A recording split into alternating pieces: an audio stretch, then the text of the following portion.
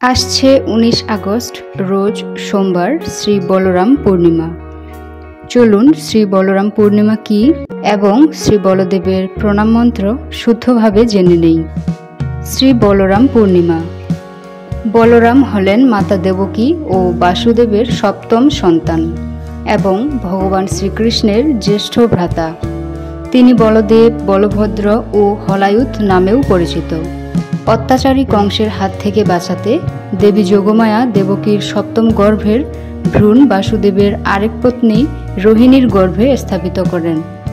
ফলে রোহিণীর গর্ভে বলরামের জন্ম হয়। শ্রাবণ পূর্ণিমা বা রাখি পূর্ণিমা তিথিতে মাতা রোহিণীর গর্ভে জন্ম নেয় বলরাম। তাই শ্রাবণ পূর্ণিমা তিথিকে বলরাম পূর্ণিমা বলে। ত্রেতা যুগে লক্ষণ নামে শ্রীরামের ছোট ভাই হয়ে এবং দাপরে বলরাম নামে শ্রীকৃষ্ণের বড় ভাই হয়ে আবির্ভাব হন বলরাম।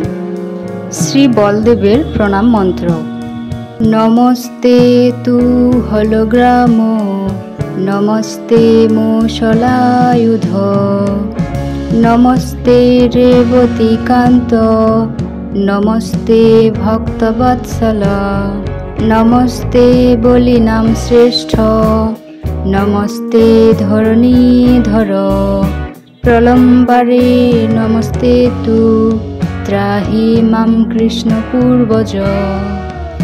অর্থাৎ, হে হলধর, আপনি ভক্তের হৃদয়ে ভক্তির বীজ বপনের পূর্বে হৃদয় ক্ষেত্র কর্ষণ করে তা উর্বর করেন।